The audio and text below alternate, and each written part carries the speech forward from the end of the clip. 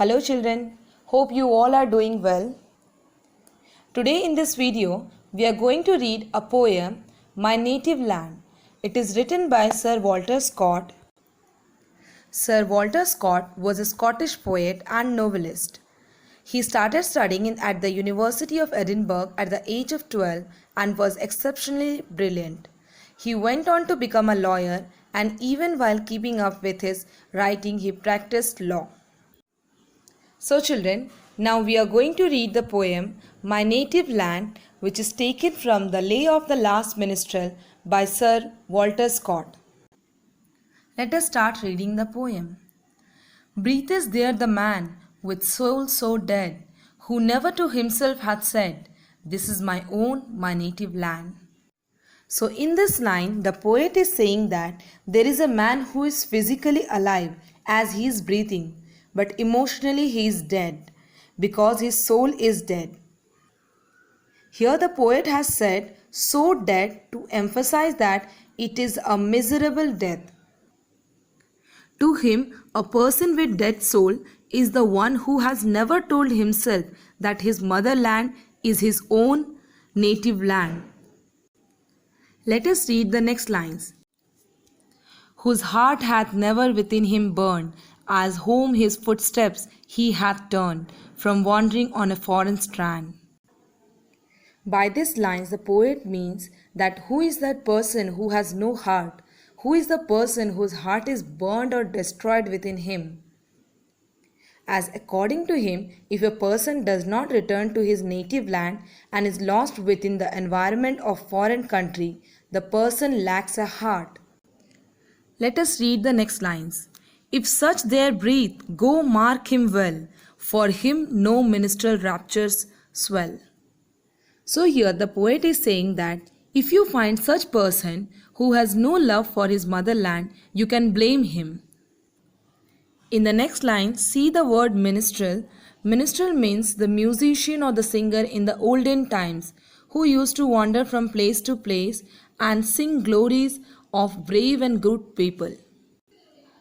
And raptures means feelings of great pleasure and joy.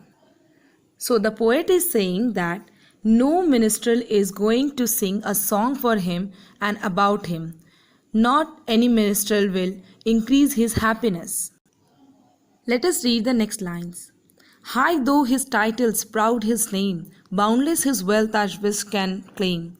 Despite those titles, power and pelf, the wretch concentrate all in self. Here the poet says that even though a person is extremely rich, has a great fame and is proud of his name, despite of all his wealth, prestige and power, he is a miserable person, because a person who is concentrated about only himself means a selfish person is a poor person despite the enormous wealth. Let's read the next lines.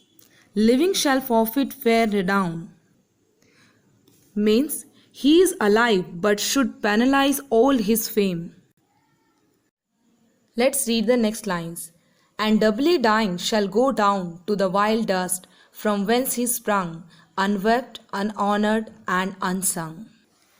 So here, by doubly dying, the poet means that a person who does not love his country would die twice, because he will be ignored by his contemporaries and totally forgotten after his death. Therefore, he will die physically and die in people's memories, regardless of his social status and wealth.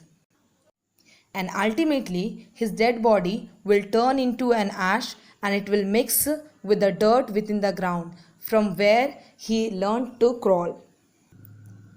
And no one is going to drop tear in his death, and no one honors him at the time of funeral, and no one is there to tell the funeral prayer. So children, through this poem, the poet is expressing patriotism towards his country, towards his native land. He wanted to say that a patriot is always remembered with honor and respect even after his death. And whenever they are remembered, songs of praises and glories are sung. Along with this, he also wanted to warn some people who do not love their country. by saying that they will die doubly, as no one is going to keep them in their memory regardless of their social status or wealth, and no song of praises will be sung to increase their happiness. Everything will be taken from them. So, in this way, the poet has expressed his patriotism towards his country. I hope you have understood this poem. Thank you, children. Have a nice day.